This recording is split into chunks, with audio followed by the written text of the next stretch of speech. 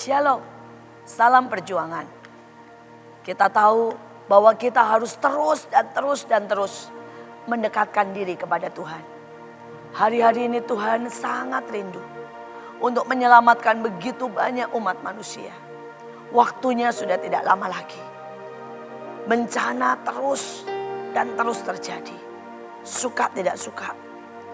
Yang namanya pecahan atau belahan di bawah lautan dan di bawah benua terus terjadi.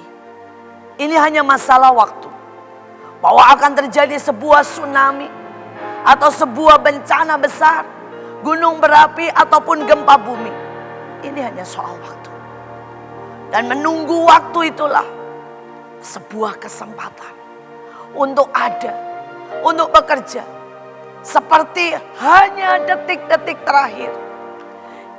Ini yang kita punya. Dan detik-detik inilah untuk menyelesaikan semua pekerjaan Tuhan. Bahwa 250 juta rakyat Indonesia harus mengenal Tuhan.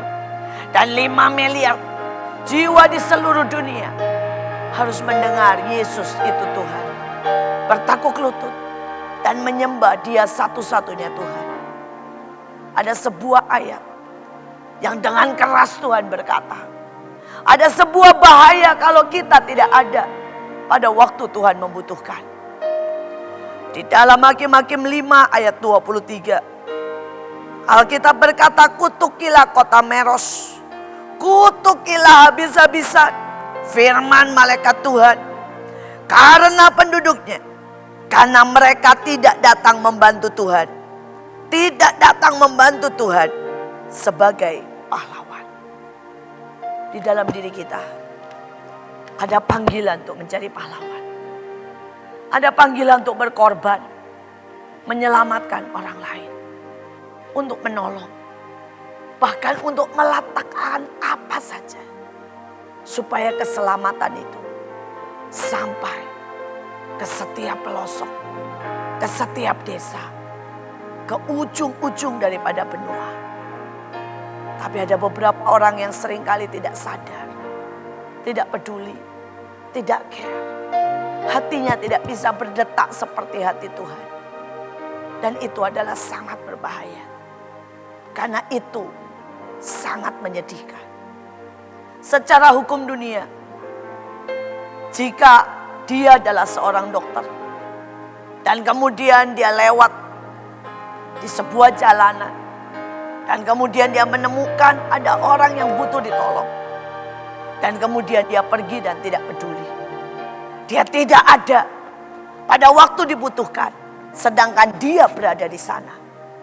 Kalau bisa dibuktikan bahwa dia ada di saat itu, maka izin kedokterannya bisa diambil.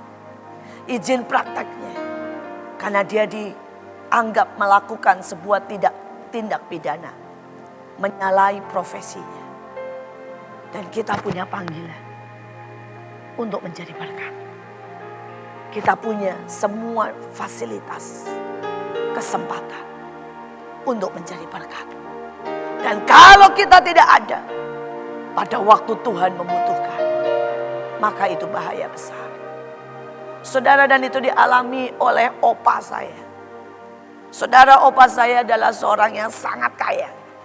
Dia menjadi orang yang terkaya di Jepara dengan bisnis mebel, dengan bisnisnya saudara, yang membuat semuanya itu menjadi begitu terkenal sampai ke mancanegara. Saudara, opa saya punya bisnis mebel dan ukir-ukiran, juga kasur, semua interior buat setiap kebutuhan dari rumah, gereja, perkantoran dan sebagainya. Di masa itu, opa saya adalah satu-satunya yang mengirim sampai ke Filipina. Sampai ke negeri Cina. Ukir-ukiran dari Jepara. Dan sekali waktu, ada sebuah gereja dari Palembang datang ke tempat kantor dan gudang dan pabrik daripada engkong saya atau opa saya. Saudara, dan gereja ini dengan air mata berkata, saya tidak punya uang banyak. Saya punya uang segini. Tapi saya butuh sekali untuk melengkapi gereja saya dengan semua mebel, dengan semua kursi, dengan mimbar, dengan panggung, dengan semua interior di dalam gereja. Saudara dan opa saya berkata, asal kamu mau mencicil membayarnya, saya bantu. Saudara, dan kemudian opa saya menawarkan beberapa tipe. Tetapi kemudian pendeta ini dengan sangat-sangat berkata, kami ingin memberikan yang terbaik buat Tuhan. Jadi tolong jangan kasih yang murah, tapi kasih yang terbaik. Karena ini buat rumah Tuhan. Singkat cerita, opa saya membuatkan semua yang terbaik. Ukiran yang terbaik. Dia memberikan saudara peredam yang terbaik. Dia memberikan mimbar yang terbaik. Dengan uang dan DP yang sangat sedikit. Dan semua dikirim, semua dipasang dengan lancar, dengan baik di Palembang. Sampai kemudian kurang lebih setahun setelah itu, opa saya datang ke sana lagi untuk mengambil sisa atau uang cicilan atau selanjutnya pembayarannya.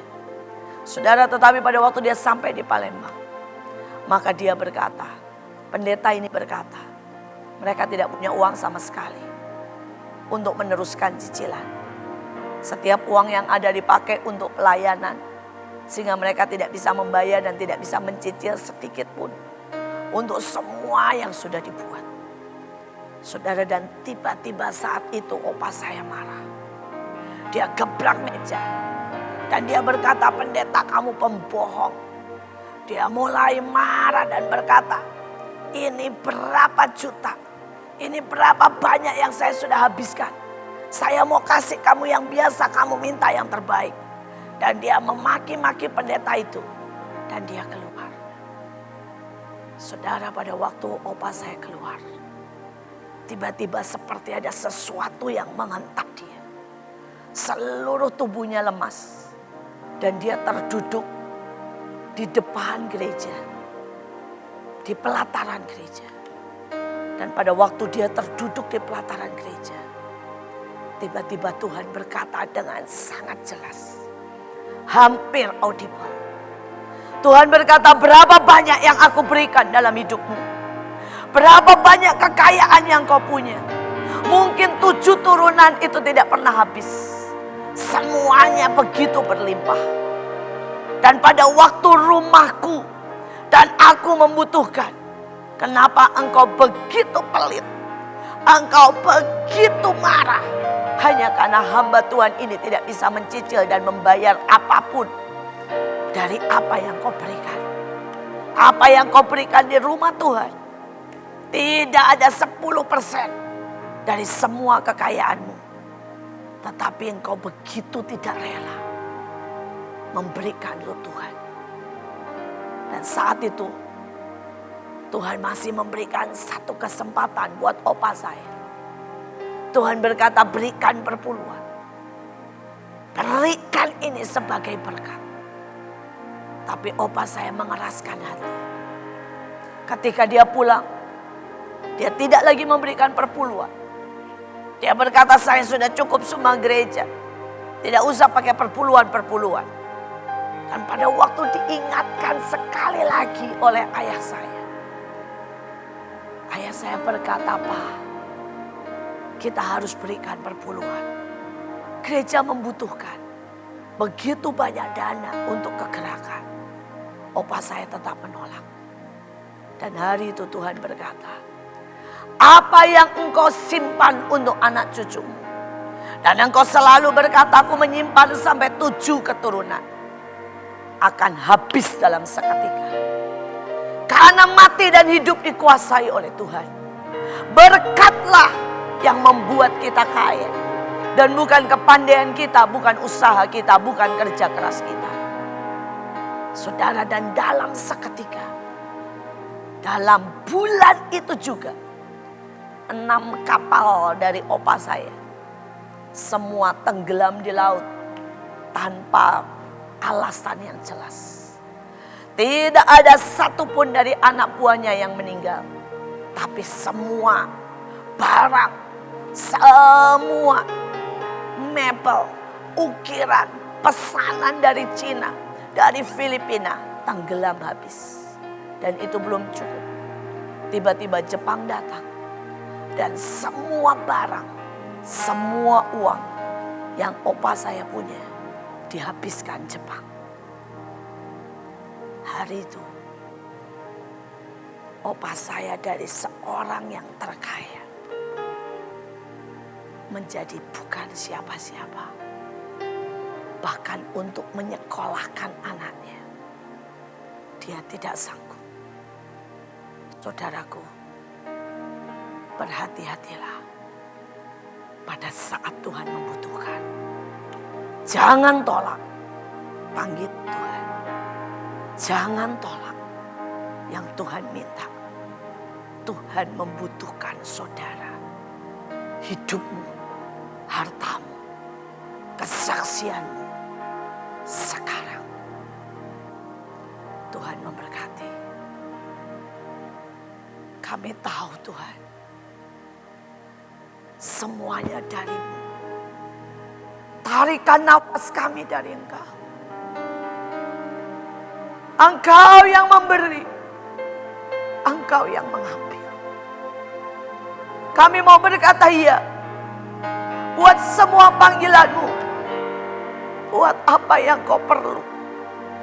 Kami mau berkata iya karena Engkau yang membuat semuanya. Engkau sumber semuanya. Dan pada waktu kami memberikan kepada-Mu, tidak akan pernah hancur, tapi akan menjadi berbuah dan berlipat kali ganda. Kami berdoa